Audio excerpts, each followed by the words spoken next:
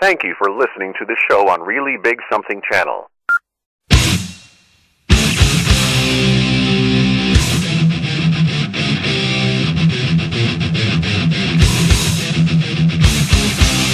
Warning: the Savage Nation contains adult language, adult content, psychological nudity. Listener discretion is advised. April 30th, 2018. And now, America's most exciting radio talk show, The Savage Nation, home of borders, language, culture. And here he is, author of Liberalism is a Mental Disorder, Trump's War, and God, Faith, and Reason, Michael Savage. Here we are in hour 2, back home on the Savage Range here.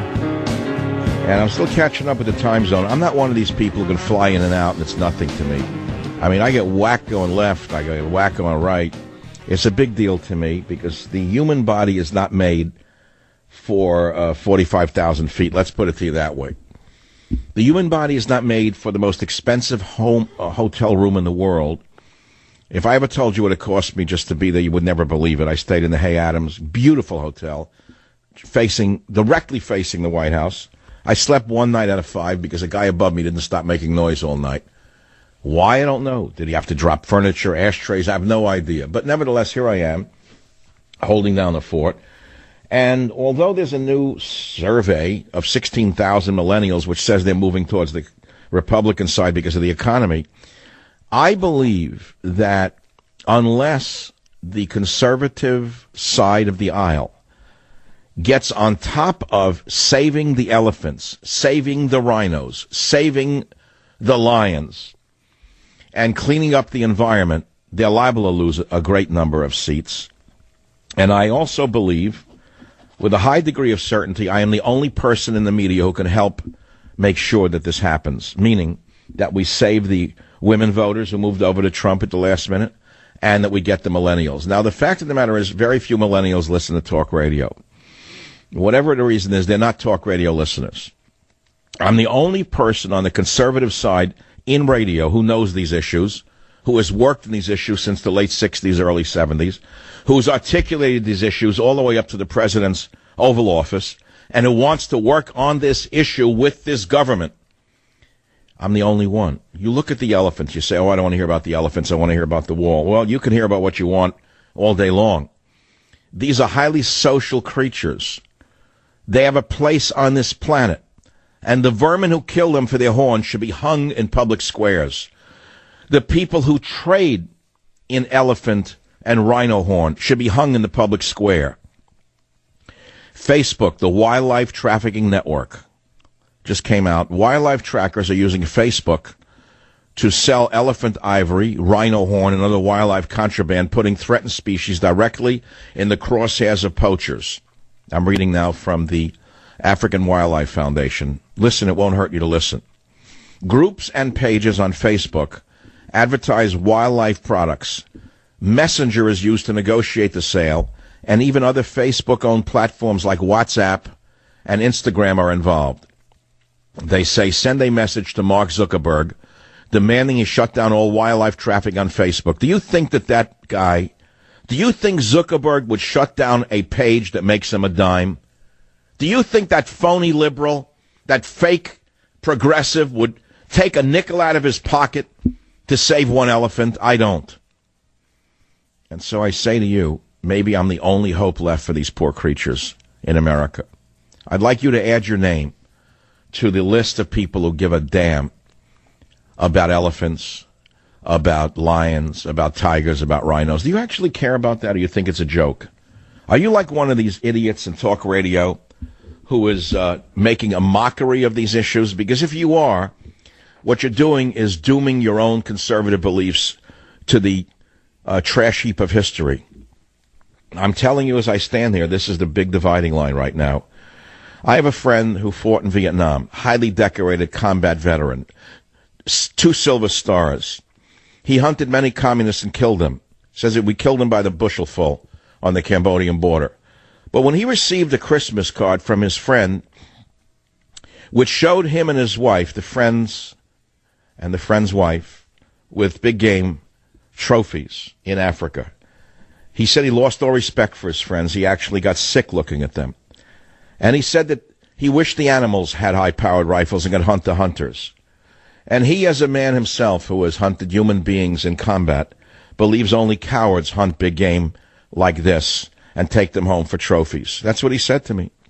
But I know you don't want to talk about it. You'd rather talk about the dirty, filthy, bully woman at the White Outhouse Correspondents' Dinner, or what I did in the Oval Office, or did I meet Kellyanne, whatever. Yeah, I did. I met her, big deal, for 2 seconds. As we were coming in, she was flying out. Yeah, let's go back to that story. President said, oh, you know each other. You know Kellyanne, don't you?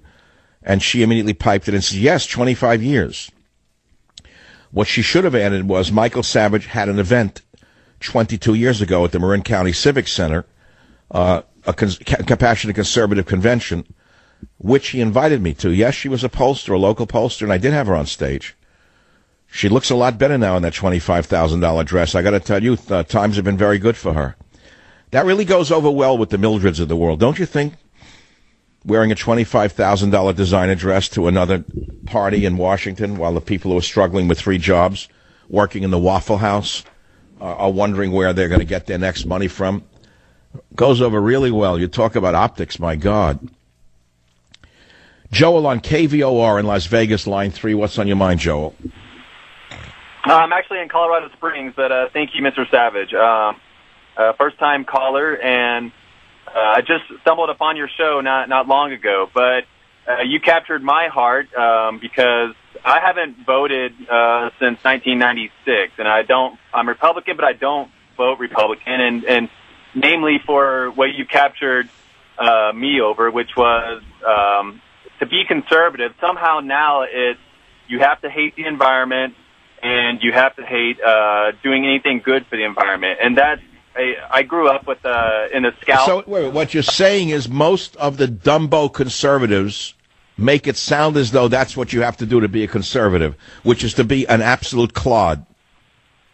Correct, yes, sir, and that's why I No. See, we conservatives actually own the conservation movement. And when I mentioned this to Vice President Pence, he pointed to the portrait of Teddy Roosevelt on the wall. He said, "Yes, sir, Michael Savage, you're right." And he pointed to the Teddy Roosevelt portrait. He knows this very well. The vice president is totally into this. Even Lindsey Graham is 100% on board with this. I found a lot of people in Washington understand this is a do-or-die situation for the poor animals on the earth. But look, I got to repeat, the president himself was shocked to find out that they were still importing African ivory. He thought he had stopped it.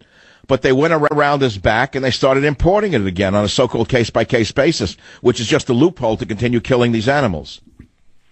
I think what you're saying, though, Joel, is that the reason that you still listen to this show or started listening is because I made it okay to be a conservative and be interested in saving the earth and saving the wildlife. Isn't that what you're saying? Yes, sir, absolutely. And I wish that they could say that because the politicians could, because I just turned 40, and I'm not really a millennial by definition, but I'm around, that age group quite often. And what do you think I call myself? I'm not a millennial. What do you think I am? You're a man that's true to your word. No, I'm a perennial. I just came up with a new one. Michael Savage declares himself a member of the perennial generation. That's great. I love it. Well, we perennials believe in saving the elephants and cleaning up the earth. How's that? And we're all conservatives. Absolutely. Exactly. No, listen, you're not alone on this. I'm telling you that a major league senator said to me, Michael, we're bleeding women and millennials because of the imagery that we don't care about the environment, that we're animal killers. And he said, you're 1,000% right on this. He even invited me on an African trip, if you can believe this, with a congressional delegation going over, I don't know when, July or something, to save these beautiful creatures with Bono, of all people. I said, you want me to go? He said, absolutely, Michael. He said, you'd be the greatest. I said, well, how are you going to get me there? He said, you got to take commercial. I said, I'm not going anywhere commercial. I said, you got to put me on the congressional plane if it's big enough. Well, look, the fact of the matter is not whether I'll go or not. The issue is that I've been championing environmental causes since I began in radio. I am a conservationist. I have been all my life. It's okay to be a conservative and a conservationist. I think people don't understand that. I think that you are in very good company. Let me send you a copy of God, Faith, and Reason. You'll understand where the word conservative and conservation comes from and how many, I should say, uneducated conservatives think that it's okay to rape the earth and kill everything that breathes. And they got that from the Bible, where they read the words, you shall have dominion over everything that walks and crawls. But that's not what dominion means, as I explain in God, Faith, and Reason. Dominion means a stewardship over the creatures of the earth and the planet itself. I'm sure you understand that. Stay in the line. I'll be right back. Thank you for listening to the show on Really Big Something Channel. April 30th, 2018. Just another manic Monday. Wish it was Sunday. It is a manic Monday on the Savage Nation. Let's see what's in the news business here. I mean, we could talk about Iran, but you could get that on a Drudge Report in 2 seconds, right? What do you need me to do that for? That's the whole point. What's the point of doing a show based on news sites when you can access it yourself in 2 seconds? So Fatso's hugging the guy from the South in Korea. Do you really believe him? Where do you get that suit from? It's hard to get suits that are that big in the bottom there. I mean, the portly-sized suits are impossible. You don't find them in stores anymore. Those are probably custom-made across the border. South Korean leader says Trump should get the Nobel. We talked about it. Of course he should. That's if this turns out to be real. And here's Netanyahu. Okay, Iran lied, like we're shocked. And again, they want us to go to war for them. I'm not, look, I'll say it like it is. He's trying to drum up a war against Iran. He wants us to go. I'm sick of it already. I don't want any more Middle Eastern wars. It's enough already, Bibi. You know, you got what do you get, 10, 12, $20 billion a year from the U.S.? You got the most powerful military in the Middle East. Line up with Saudi Arabia and Jordan and take care of the business yourself and leave our boys out of it. It's that simple. What do you want from us? That's the big story. Netanyahu reveals secret Iran warhead project. Like you're shocked. I'm shocked that the Iranians are lying about developing nukes. Like we didn't know that Obama was working with them behind the scenes. Yeah, right. Chris on KSFO line 1. What's on your mind, Chris? Hi, Dr. Savage. Honored to talk to you. I talked to you about, it must have been 20 years, 15 years ago. We were discussing almost the same subject. We were talking about the Bosnian War and what a bad idea it was because it was going to open up Western and Eastern Europe to the Islamic floodgates. And well, that's why Bill Clinton did it. He probably got a nice big schmear job to steal 1/3 of Serbia and give it away to the Kosovar Albanians. Well, you're how much did Hillary and Bill make for stealing 1/3 of the landmass of Serbia, which had been part of Serbia since the 1600s? They stole it from the Serbs. Of course. You know, and now you're seeing the Western leaders over in Europe sabotage their own people by allowing all this unlimited immigration. And I wanted to tie this to probably this terrible upcoming war that we're probably going to get into again now with Iran. Yeah, here we go. Armageddon, here you come. Not that I like Iran. Armageddon, here you come. I hear you. Do you think the U.S. belongs in a joint effort against Iran? I don't. No, absolutely not. You're totally... No foreign wars. No. It is not in the interest of this nation to get involved in bombing Iran.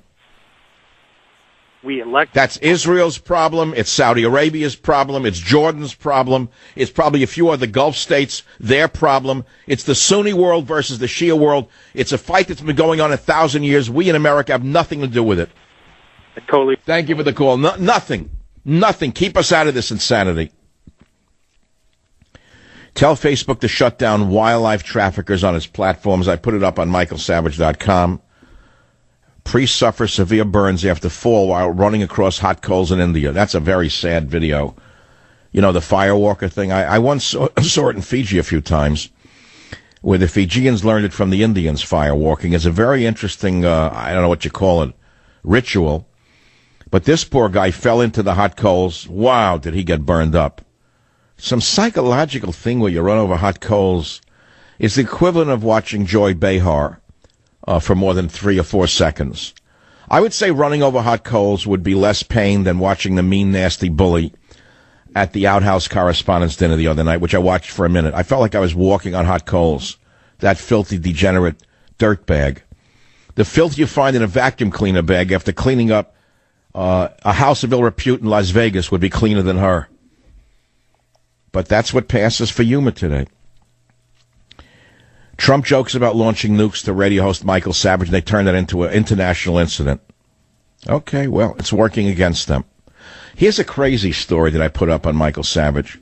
Man who tried to drown himself in pool is suing the people who pulled him out. I said, wait, let me read this. What?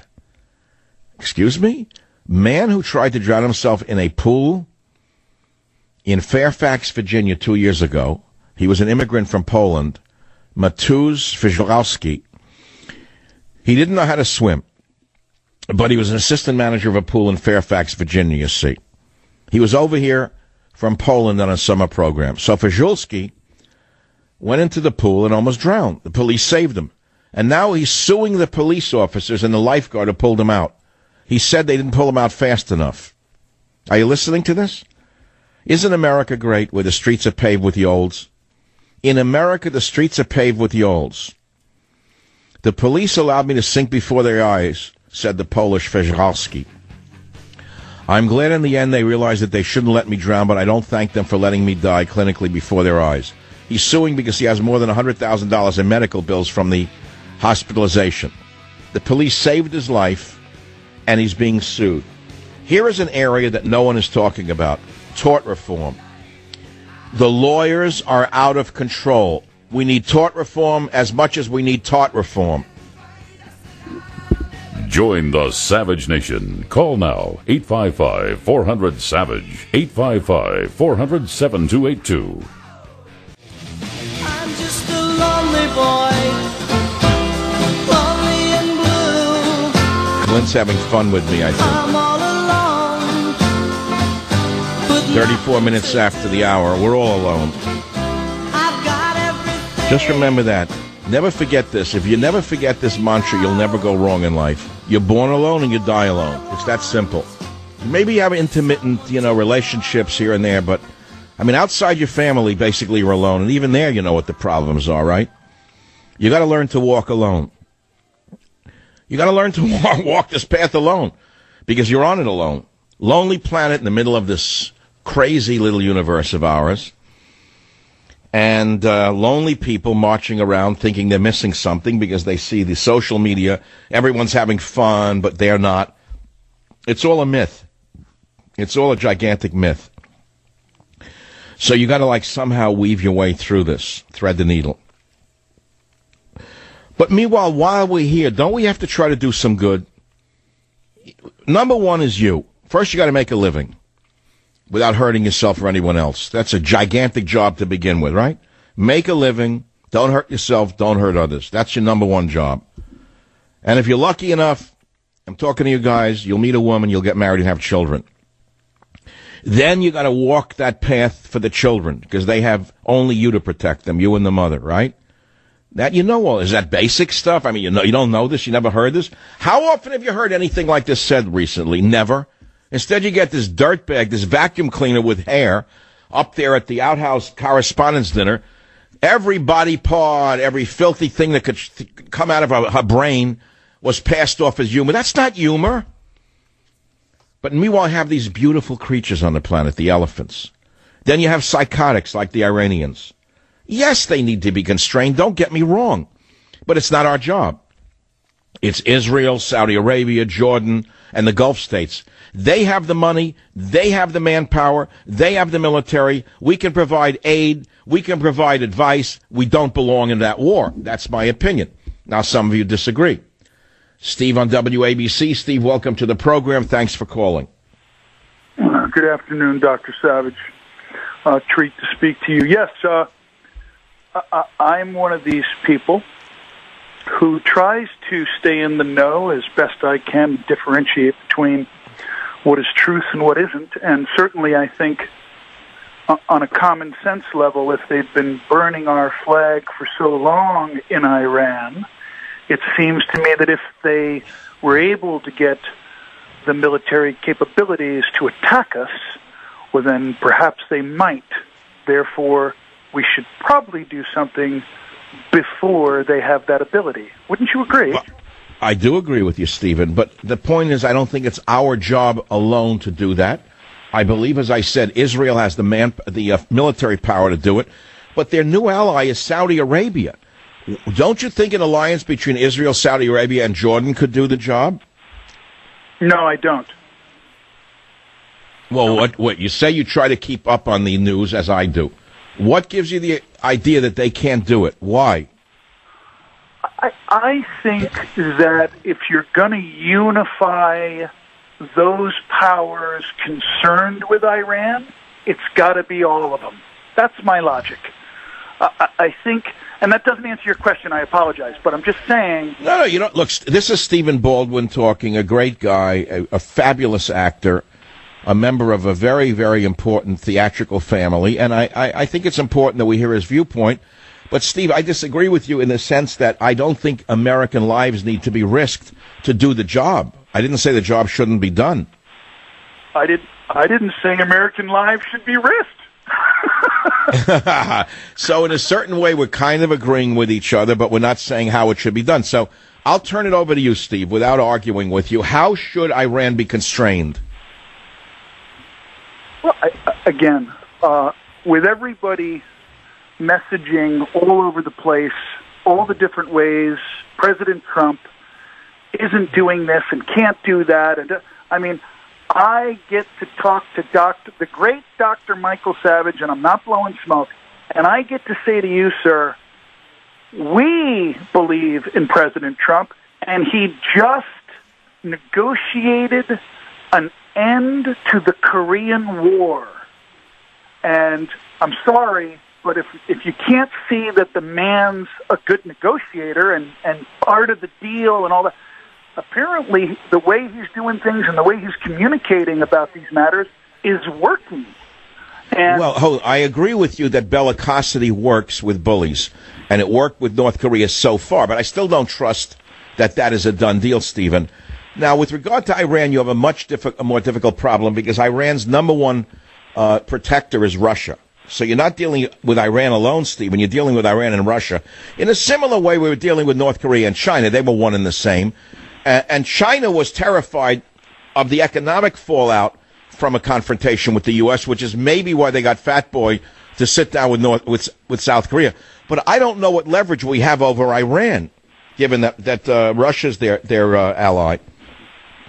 Well, I'm going to hope that the leadership of Iran, like any government leadership, realizes that peace through strength is achievable, and the other alternative is probably not a very good option for them.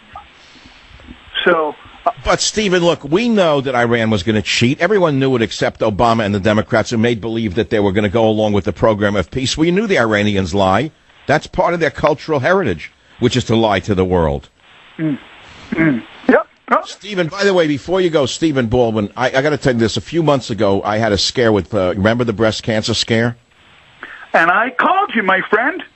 I know. I got a call from Stephen Baldwin saying that, don't you run a foundation on this issue? Yes, my mom has the Carol Baldwin Breast Cancer Research Fund, which we've been doing she's a survivor of breast cancer. If you could believe this, Dr. Savage, I'm married. June 10th, I'm married 28 years. And a month before my wedding, my mom delayed getting breast cancer surgery so it wouldn't interrupt with my wedding, if you can believe that. So she's a survivor, 29 years. And myself and all the boys have done everything we can to help her raise awareness and funding to find a cure for breast cancer. So, yeah, when I heard you talk about it, I immediately called just to say if there's anything we can do. Oh, you were very nice. You're the only member of the media who, by the way, offered any condolences whatsoever, Stephen. I'll never forget that as long as I live. No, I'll never forget that as long as I live. Now, I still have, just to go into it without getting into the crap, it was a marker for breast cancer, right? That came up in a very, very detailed longevity blood test from a doctor in Miami that my son insisted I get. I didn't want to get it. And all of a sudden he says, I never saw this in a man. You better go to this. I went to a female doctor I know who's a breast cancer specialist, and she did ultrasound. She said, there's absolutely no lumps in your pectoral muscle, nor in the tissue above the muscle. And I said, well, what about these markers? She said, we never use them because there are too many false positives. She said, I would ignore it for now. That's what she told me. Yeah, but here's the thing, and I'm no doctor. I know kind of, some of this information I only know from 100,000 feet, which is actually breast cancer in men is more common than they realize, which there is such a thing, literally, as men being able to get breast cancer. So when I heard you say that, I was like, holy smokes, I hope... I got scared to death. I said, look at this paradox. Here I am, my age. My father died young. My grandfather died young. My great-grandfather died young. My whole life I've been looking at one thing or two things, heart disease and cancer. Never happened. So I figured, all right, a home for you all pretty much. All of a sudden, out of nowhere comes breast cancer. I said, isn't life funny? So I thought that God was going to get me with that, but at the time of this broadcast, it doesn't seem that it's going to be as a result of the breasts. Well, I don't know, maybe I'll be invited to the White House or the Outhouse Correspondents' Dinner next year. Listen, you're a professional performer. What did you think of that bully lady and her thing that other night?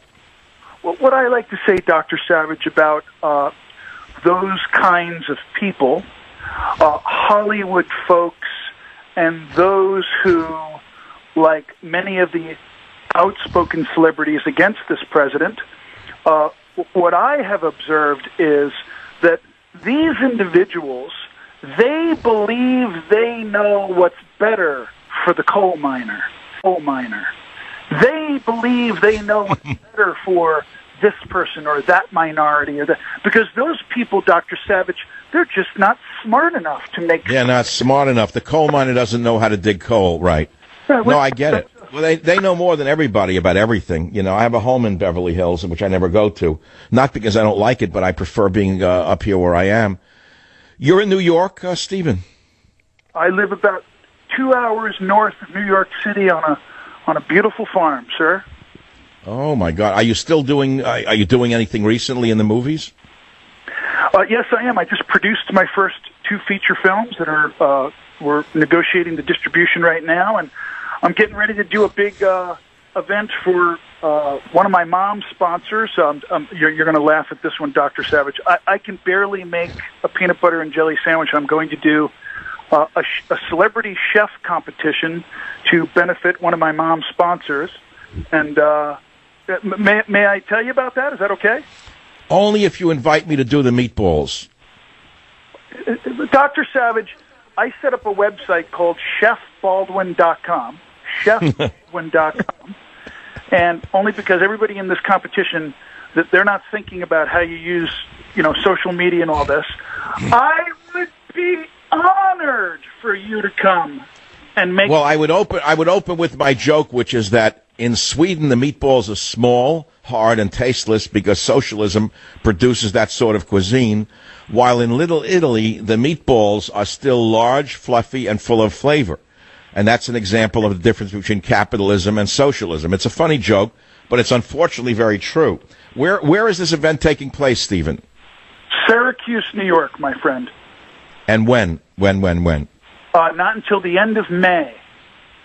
That's a long time from now. Can we talk about it by email if I give you my email address? If you just give me the recipe and I can make them, I can Skype. Well, the main thing about making meatballs correctly is you got to make them with love, not with stinginess. Right up to show. And this is a funny call. I got to tell you, this is a very funny call. But we've gone everywhere from attacking Iran to making meatballs with Stephen Baldwin today. I think we made some music today, Stephen. Amen. Stephen, stay on the line if you don't mind, for two reasons. One, I want my guys to give you my email address. I'd like to hear from you again. And then I want to send you a copy of God, Faith, and Reason. It sounds to me like you're a man of faith. Is that correct? That's absolutely correct. Yeah. Well, Stephen Baldwin, it's been a pleasure hearing from you on WABC. I'll be right back on the Savage Nation. Join the Savage Nation. Call now, 855-400-SAVAGE, 855-400-7282. Savage. The Savage Nation is sponsored by Swiss America, the only company I trust with my financial future. Call 800-289-2646 or SwissAmerica.com. Thank you for listening to the show on Really Big Something Channel. Michael Savage back with the magical voice you've all been waiting for to soothe you into the evening. But I want to ask you something. Have you ever taken your car in for an oil change and the mechanic finds something wrong and bingo, you're hit with a repair bill you didn't expect? Everybody has had this happen at some point in their life. Well, when you have extended vehicle protection from CarShield, you don't have to worry about those unexpected surprises. Look, if your car breaks down after the manufacturer's warranty expires, you could be out of pocket thousands to get it fixed. Replacing your engine alone, you know that's going to cost thousands. A repair to a sensor today, over $1,000. And there's nothing simple about today's cars. CarShield makes the process of fixing your car for a covered repair very easy. You can have your own favorite mechanic or dealership do the work, your choice. They also give you 24/7 roadside assistance and a rental car while yours being fixed for free. So listen carefully. If your car has 5,000 to 150,000 miles, it doesn't mean you have to pay high repair bills. CarShield administrators have paid out close to $2 billion in claims, and they're ready to help you. They're the real McCoy. Save yourself thousands in future car repairs. Get covered by the ultimate in extended vehicle protection. Simply call 1-800-CAR-6100. It's that simple. Check it out. 1-800-CAR-6100. And mention code SAVAGE, or visit carshield.com and use code SAVAGE to save a big 10%. Once again, that's carshield.com, code SAVAGE, or call 800-CAR-6100 and mention code SAVAGE. A deductible may apply. Now, I got to tell you something about that unexpected call from the actor Stephen Baldwin. We've all seen Stephen in movies for so many years now, and we know, those of us who know the film business as outsiders looking in, that Stephen is the, quote, conservative brother, right? We're not going to say anything negative about his liberal brother, but we'll say that Stephen is the conservative brother of the Baldwin family. I'll tell you what just happened on this show. I don't know exactly why or how, but I believe that Stephen Baldwin's call to this program just now marks a change in the nature of this program, not from the point of view of me, the perennial talk show host, but from the point of view of callers, many of whom are celebrities who have been listening on and off for years and won't call the show because I'd not been acceptable to be heard on this show. It's changed. I've suddenly become acceptable. I've become part of pop culture. I've been told that from people on the inside at the highest levels of government in Hollywood, that you're actually a big part of popular culture right now, and you're actually on the forefront of the way the popular culture is moving. So I suspect that Stephen Baldwin's call will be the beginning of other celebrities who I happen to know some of them or listen regularly won't call. I won't name them to avoid embarrassing them. Maybe they want to call in the show at some point on some topics. It'd be great to hear from them. Because, you know, I declared myself a perennial earlier, which I think is quite funny. I asked a guy who said he's a millennial, what do you think I am of my generation? He said, I don't know. I said, I'm naming myself a perennial. I think that's an interesting one, right? Clint, you're a millennial. You like perennial, don't you? You ever plant a perennial? You know what a perennial is? It keeps coming up. It like goes into senescence once a year and then it comes back up. Maybe I need a long vacation right now. I got to tell you, I came back from Washington. I am so whacked out from allergies. The grass, the pine pollen out here in Northern California is so overwhelming. You're talking about billions of antigens coming in your nostrils every minute, overwhelming your brain and nervous system, and your poor body is just not adapted for it. And since I don't use medication, you know I have no medication, I mean no drugs. I take massive doses of vitamins for the last 4 years. I will not take any medication whatsoever. No one believes this. Zero. Oh, yeah, I'll have a glass of wine or 2 or 3 or 4, but that's about it. Join the Savage Nation. Call now, 855-400-SAVAGE. Thank you for listening to the show on Really Big Something Channel.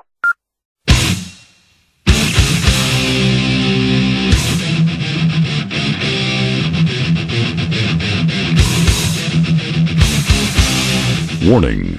The Savage Nation contains adult language, adult content, psychological nudity. Listener discretion is advised.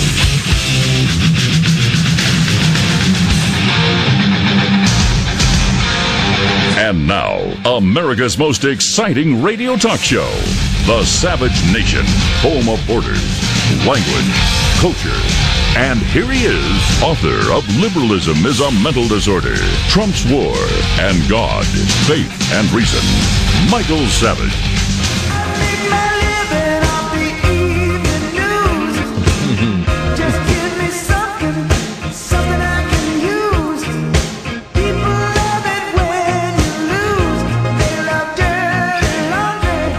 They love dirty laundry. Hour number 3 of the Savage Nation. Michael Savage, a member of the perennial generation. If you guys are older and you feel kind of left out when you hear about millennials, just tell them you're a perennial. And you heard it from Michael Savage. I've given people something new to hold on to. I got to tell you, right? Now you got something new. You're not what are the other generations, like millennial? Like, what are the others? I don't even know the others. Gen X is what, 35 to 43 or something? So you got Gen X, you got millennial, but no one else knows their generation. I made a new one up. Perennial. It's a nice one. So what's in the news? Nothing. Absolutely nothing. A little war with Iran brewing. The fact that Fat Boy is now sitting down with the guy in South Korea. At least temporarily it looks like there's peace on the Korean Peninsula. If it is, man, Nobel. Look, they gave Obama a Nobel just for appearing. He just appeared and denied his mother's heritage, and he got a Nobel Prize. So, I mean, what more do you need? If Trump makes peace on the Korean Peninsula, think about that. That's a real achievement. But don't tell that to the psychos out there. You know, they only want to hear the negative. You got the illegals climbing the border fence, cheering Gracias Mexico. I don't know why Mexico doesn't keep them. Mexico's got a lot to offer the people from the other countries. Secretary of State Mike Pompeo met Kim Jong-un, saying we had a good conversation. Pompeo's a great man. He's a real McCoy. I mean, how much better do you get than Mike Pompeo? Why did the left attack him? What did Pompeo actually do that was wrong? I couldn't understand it. I didn't know why they hated him, other than he wasn't a Democrat who wanted to turn America over to the mullahs. Jackie Chan's daughter. Oh, this is an interesting tiny throwaway. Apparently, Jackie Chan has a daughter who's a lesbian. And she spoke out over the weekend because she's living under a freeway ramp. Jackie Chan's worth millions, hundreds of millions of dollars, and he doesn't want anything to do with his daughter. So she goes on to the internet, social media, and starts talking about the fact that she's ostracized because she is because she's a lesbian. What I don't understand is, why doesn't she just get a job? Listen to this and tell me if this makes sense in clip 12. Jackie Chan's daughter, and I think she could probably be the next White House correspondent speaker listening to this. Let's hear it. Hi, I'm Jackie Chan's daughter, and this is my girlfriend, Andy. We've been homeless for a month due to homophobic parents. We pretty much slept under a bridge and other things, you know. Yeah, I've asked all my friends for help, and I've asked all my family for help. And everyone just keeps sending us to the direction of shelters where they know we will be split up. We will be split up if we have to go to any kind of government facility. How about a job? And no one on my Facebook is going to listen to me. And now no one is responding to my phone calls.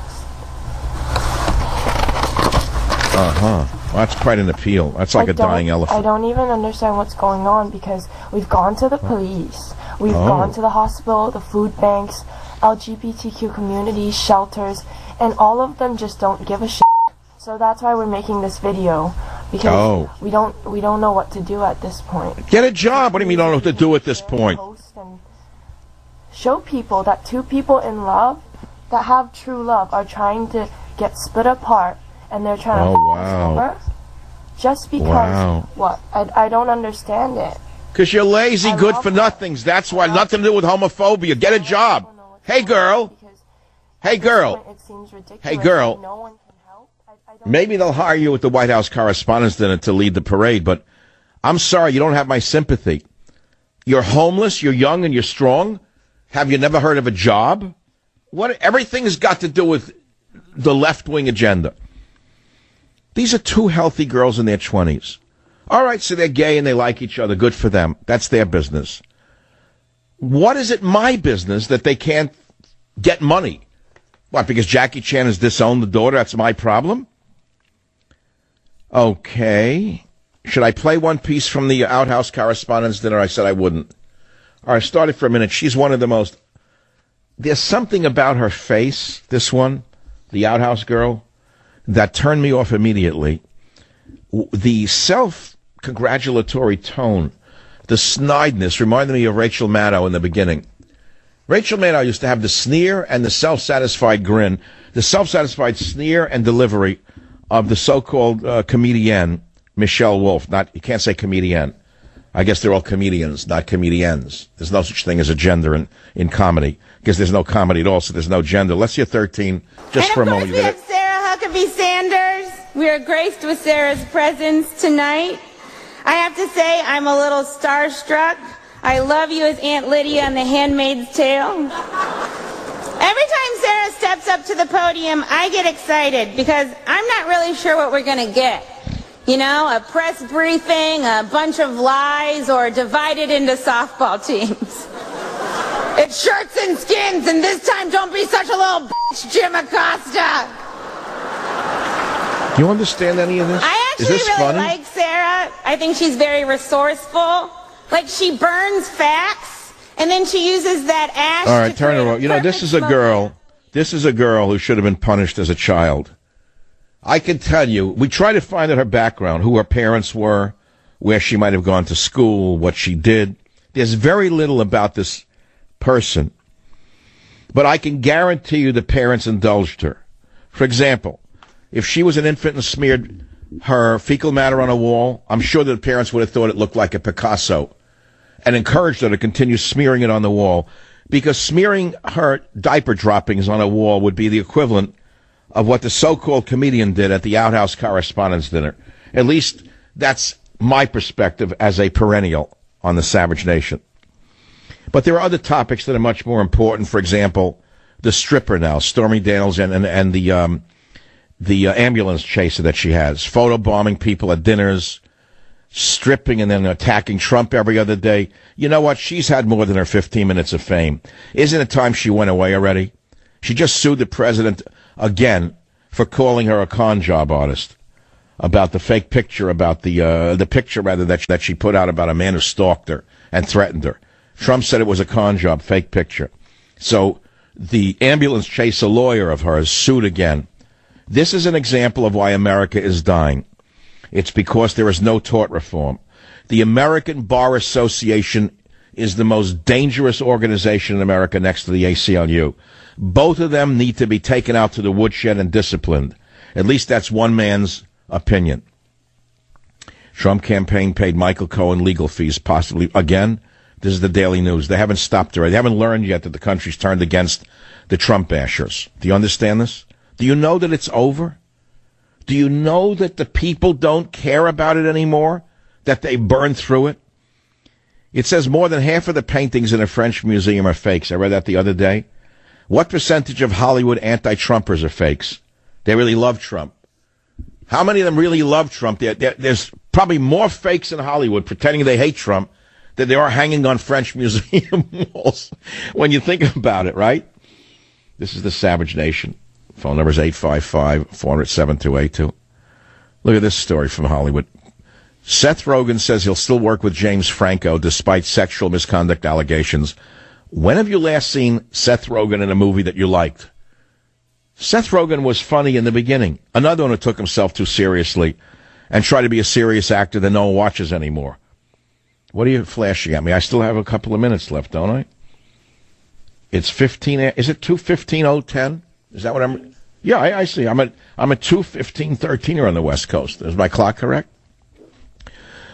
Hey, Halsey says hotels only provide white people shampoo. I didn't even understand that story. I don't use shampoo. It's all poison to me. But apparently there's a pop star named Halsey who says that when you stay in a hotel, there's a lack of shampoo options because their hair products only cater to white people. That's a new one on me. I don't quite understand that one. Am I missing something? Am I culturally insensitive? Does anyone understand this issue at all? I can't follow this. She said she can't use this perfumed, watered-down white people shampoo. Neither can 50% of our customers. Annoying. Are these people that stupid, these entertainers? How in the world do they think we're going to relate to a thing like that? Honey, I don't use the shampoo in a hotel either because it causes an allergy in me. The last I checked, I was a white person. And I can't use the shampoo, so I don't blame it upon cultural insensitivity. It's just bad shampoo. She refuted several people's arguments that hotel shampoos are generally just cheap. But no, that didn't stop her. So this is what's going on now. Any one of these front men for stupidity in the entertainment business comes up with something every day to get our attention. Well, my friends, here's another one. She says it's not just hotels. I stayed in a psychiatric hospital as a teenager. Now you understand why she tweeted about a shampoo. She says, I stayed in the psychiatric hospital as a teenager. They didn't have hair products for any patients who were POC. Unbelievable to me. How many times have I said to you, are you ready to repeat it? Everybody, come on, let's have some fun together. When I say liberalism, you say liberalism. When I say is, you say is. When I say you say When I say mental, you say mental. When I say disorder, you say disorder. And here we go. One, two. Liberalism is a mental disorder. Now, don't you feel better saying it in a moving car? No one heard you. You got away with it. Maybe we should do this once a day. What? She was in a nut house as a teenager and they didn't have hair products for patients who were POC? What is POC? Jim. Oh, I'm sorry. I didn't get that one. Sorry. Insensitive. The nut house had no hair products for people who are POC? I thought it was some like a thing like bipolar. I didn't know what POC. They have like an acronym for everything now. I didn't know what it was. It's hard enough being in the nut house as it is, and then you're going to feel ugly and dry and frizzy. Oh, please. This is crazy now. What are people doing in this world paying attention to losers like her? I don't feel no ways tired. Savage. It is a manic Monday on the Savage Nation. Let's see what's in the news business here. I mean, we could talk about Iran, but you could get that on a Drudge Report in 2 seconds, right? What do you need me to do that for? That's the whole point. What's the point of doing a show based on news sites when you can access it yourself in 2 seconds? So Fatso's hugging the guy from the South in Korea. Do you really believe him? Where do you get that suit from? It's hard to get suits that are that big in the bottom there. I mean, the portly size suits are impossible. You don't find them in stores anymore. Those are probably custom made across the border. South Korean leader says Trump should get the Nobel. We talked about it. Of course he should. That's if this turns out to be real. And here's Netanyahu. Okay, Iran lied, like we're shocked. And again, they want us to go to war for them. I'm not, look, I'll say it like it is. He's trying to drum up a war against Iran. He wants us to go. I'm sick of it already. I don't want any more Middle Eastern wars. It's enough already, BB. You know, you got what do you get, 10, 12, $20 billion a year from the U.S.? You got the most powerful military in the Middle East. Line up with Saudi Arabia and Jordan and take care of the business yourself and leave our boys out of it. It's that simple. What do you want from us? That's the big story. Netanyahu reveals secret Iran warhead project. Like you're shocked. I'm shocked that the Iranians are lying about developing nukes. Like we didn't know that Obama was working with them behind the scenes. Yeah, right. Tell Facebook to shut down wildlife traffickers on its platforms. I put it up on michaelsavage.com. Priest suffers severe burns after fall while running across hot coals in India. That's a very sad video.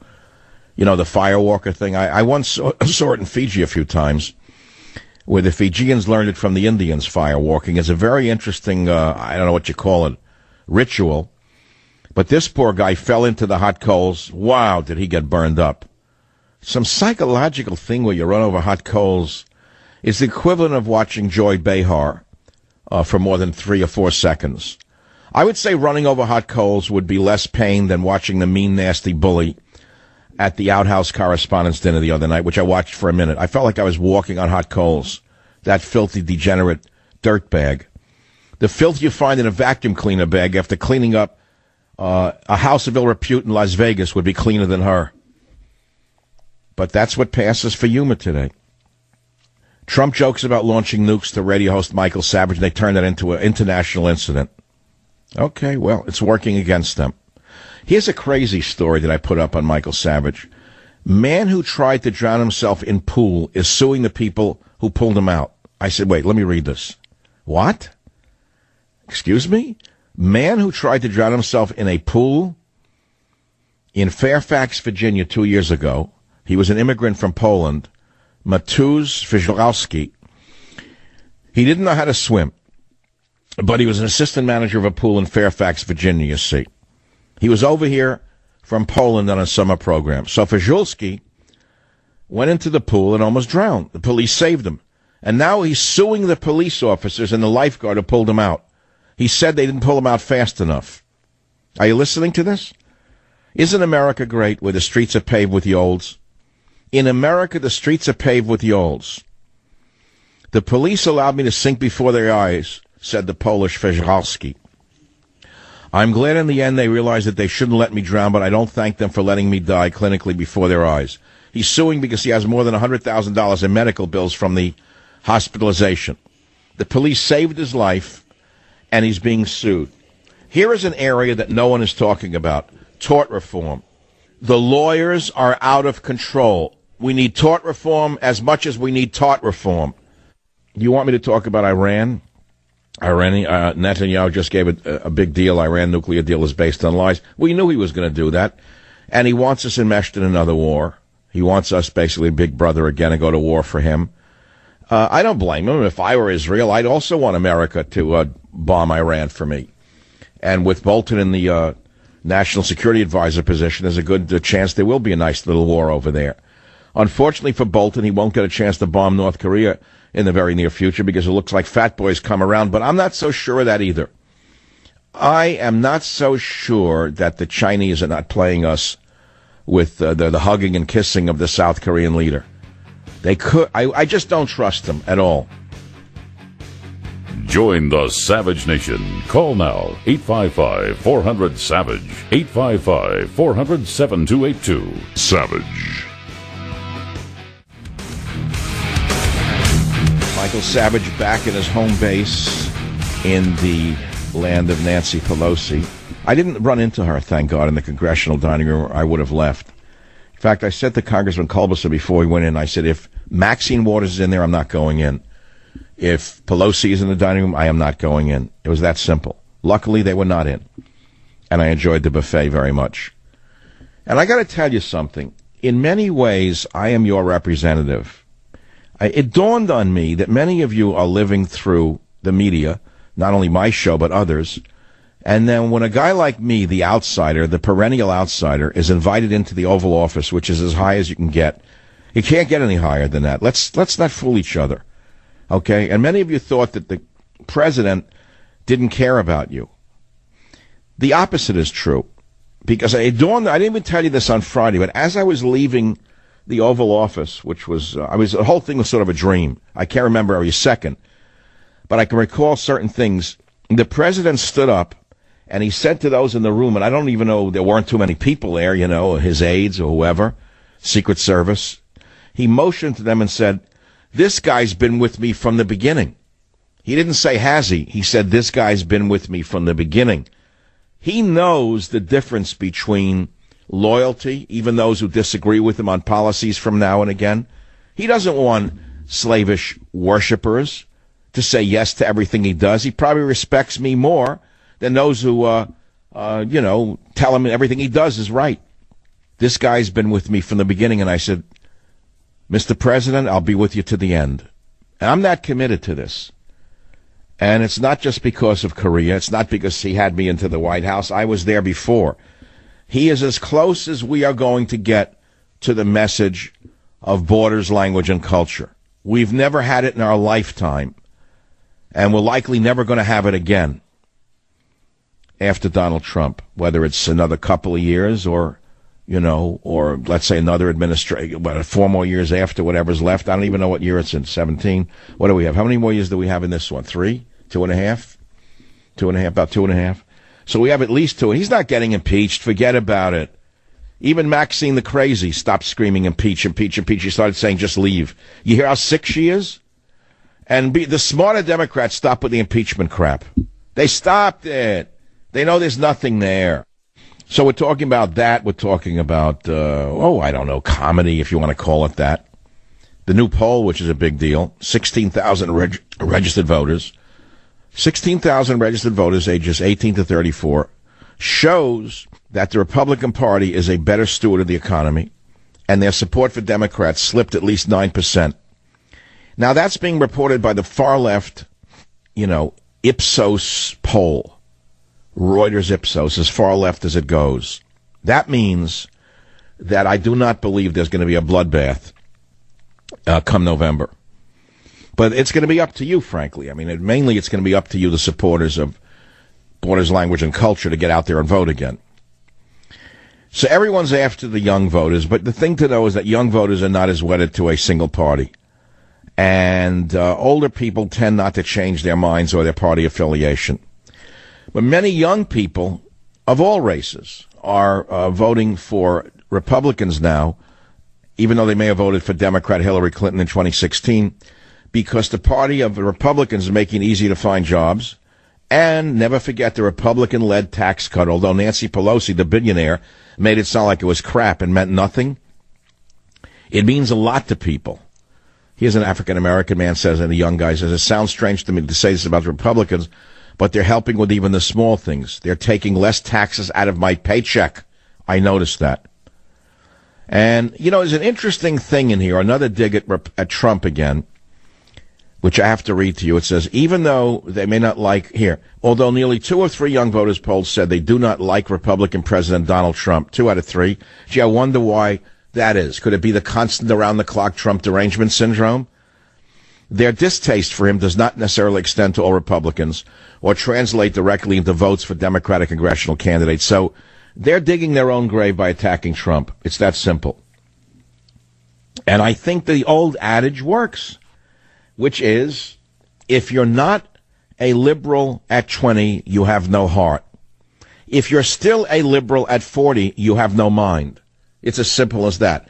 But I changed it into something else, which is, what do you call a communist with 3 children? Well, it's a family show. What do you call a communist with 3 children? A fascist. They all go to the extreme right. They want the whole country locked down. They do. They absolutely do. When they see what's being put into the children's heads, they become somewhat fascistic. It's the way of all flesh. So we don't know what's going to happen. I know that I'll be out here on the radio with God's will and your listenership come the October period. I will have a new book coming out, which I've not mentioned once yet. What month is this? Can I mention it at all? I think they know about it in the industry. It's called Mass Hysteria. It's going to be my last. I know you say, again, yes, it's my last one. I'm not doing them anymore. I'm devoting myself to religious or spiritual books and fiction after that, because the time is a-ticking. But I decided to do the one more book called Mass Hysteria, and I'm going to show you how the hysteria that we're living through right now is in some ways nothing new. We've had mass hysterias in the world and in this nation for a very long period of time. And the Trump derangement syndrome hysteria, the white privilege hysteria, the climate change hysteria is really nothing new. They're new iterations of old themes. And my book will be an attempt to stop the panic. But I've sensed for a long time that we're not going to lose 26 seats and lose Congress. I don't think we're going to do that. In fact, as I've said before, and I'm more encouraged today than I was before, I personally think Trump will go down in history as one of the greatest presidents of all time. Despite what you read in the media, despite the sick degenerates in the so-called late-night comedy clubs on NBC, CBS. Look at the crap they put on HBO and Showtime. Look at this garbage. When have you last seen anyone with a patriotic viewpoint getting a show on that channel? Tell me when. HBO or Showtime.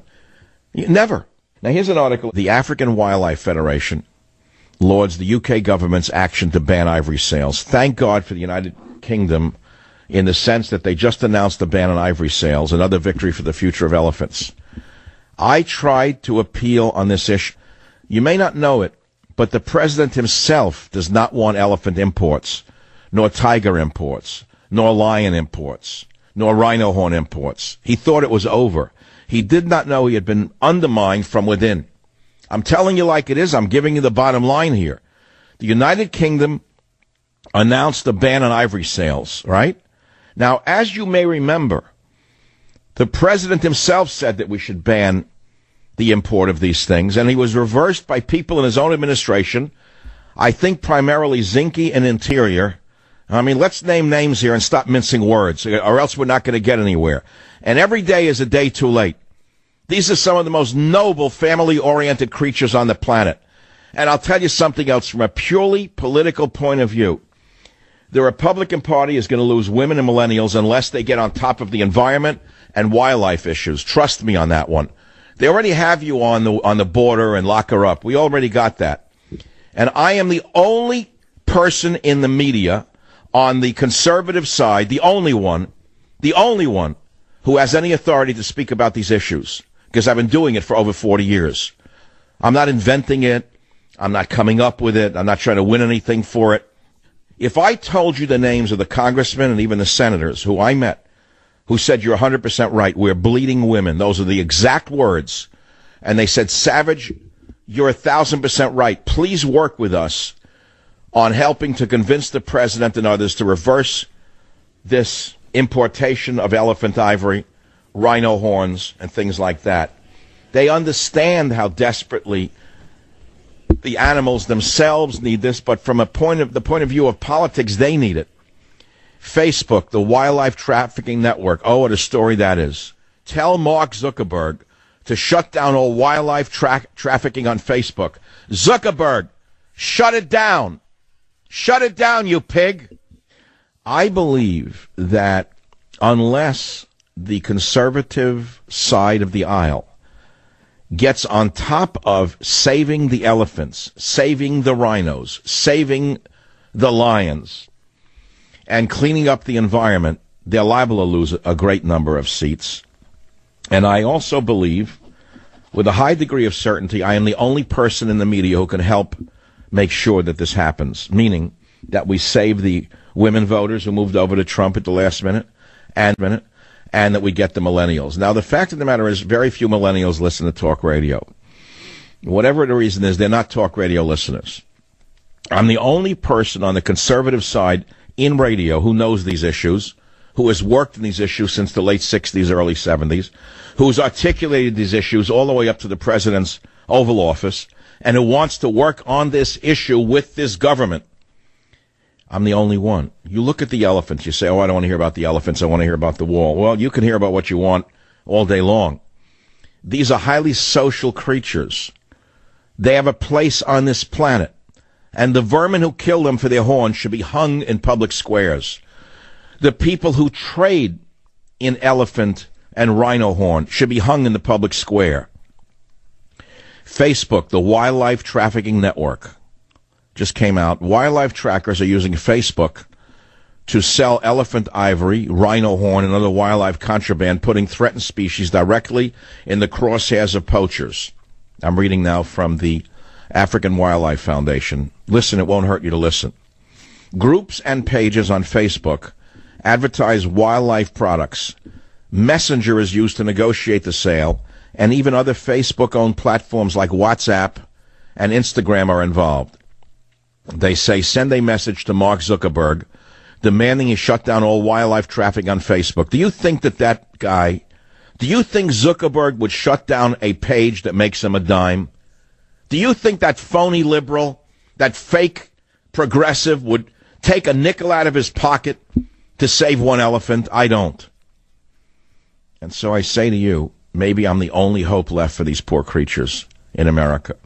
I'd like you to add your name to the list of people who give a damn about elephants, about lions, about tigers, about rhinos. Do you actually care about that, or do you think it's a joke? Are you like one of these idiots in talk radio who is making a mockery of these issues? Because if you are, what you're doing is dooming your own conservative beliefs to the trash heap of history. I'm telling you as I stand here, this is the big dividing line right now. I have a friend who fought in Vietnam, highly decorated combat veteran, 2 silver stars. He hunted many communists and killed them. Says that we killed them by the bushelful on the Cambodian border.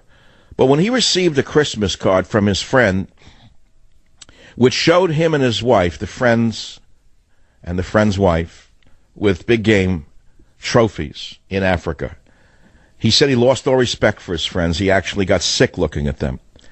And he said that he wished the animals had high-powered rifles and could hunt the hunters. And he, as a man himself who has hunted human beings in combat, believes only cowards hunt big game like this and take them home for trophies. That's what he said to me. I'll be right back. Join the Savage Nation. Call now, 855-400-SAVAGE, 855-400-7282. Savage. Thank you for listening to the show on Really Big Something Channel. You want me to talk about Iran? Netanyahu gave it a big deal. Iran nuclear deal is based on lies. We knew he was going to do that. And he wants us enmeshed in another war. He wants us basically big brother again and go to war for him. I don't blame him. If I were Israel, I'd also want America to bomb Iran for me. And with Bolton in the National Security Advisor position, there's a good chance there will be a nice little war over there. Unfortunately for Bolton, he won't get a chance to bomb North Korea in the very near future because it looks like fat boys come around. But I'm not so sure of that either. I am not so sure that the Chinese are not playing us with the hugging and kissing of the South Korean leader. They could. I just don't trust them at all. And they're now playing the game that they're going to, make peace, not war, and that would be great. It's a funny thing because Friday, before I came home, I was thinking about this show, and I was saying, I'm going to recommend Donald get the Nobel Peace Prize based on the fact that if North and South Korea do merge in a peaceful manner, it will be the first president that we have now in 70 years has been able to do this. That's a huge thing, especially since Obama was given a Nobel Peace Prize for no reason whatsoever other than denying his heritage from his mother. That was sufficient material for the fools in Stockholm, I guess, to give him a Nobel Prize. He did nothing. Remember all the wars that Obama was involved in, the covert and overt wars? You forgot about them? So I don't know if I want to talk about Israel. I'm going to ask you a question, those of you who are my loyal listeners. Many of you did not hear me on the radio last Monday nor last Friday, which were the only 2 days I had time for a radio show, where I talked about meetings with President Trump and Vice President Pence. But many of you don't even know about it. And if you'd like my thoughts on meeting with the President, Vice President, fine. Or even my thoughts about being in the congressional dining room, or my thoughts about the blood on the floor of the marble steps going around the steps in Congress, where a congressman was shot by a reporter back in 1890. You don't know about that. You think things are vicious now, and they are. But let me tell you something. There's been a hatred for the press probably since the Old Testament. In fact, I believe it was Vice President Pence who said to me there is a portrait in Congress of a president named Franklin Pierce who insisted on being painted in a pose where he holds a crumpled newspaper in his hand, a crumpled newspaper which he basically is throwing in the garbage can. That's how much he hated the news business then. But in the shootout, it was the newsman who won, of the story I'm telling you. Now, to show you the lack of humor in the world today, I'm sitting with the president, and about 10 to 12 minutes into the meeting in the Oval Office, which was an awe-inspiring moment for me, a red button flashed on the president's desk. I don't know what the red button is. I'm sitting in awe of the president of the United States, the most powerful man on earth. I see a red button flashing. I see the president using his left index finger or one of those fingers to press the button. And I said, Mr. President, did you just launch a nuclear weapon? And President Trump laughs and says, yeah, I launched an atomic bomb. And then said, no, I'm ordering a Diet Coke. Would you like one? I died laughing. I thought he wanted us out of there. I thought the button that they put on the desk was meant to flash after a few minutes so he could, dismiss us, but it wasn't. It was to tell his butler to bring in a diet soda. Savage. Thank you for listening to the show on Really Big Something Channel.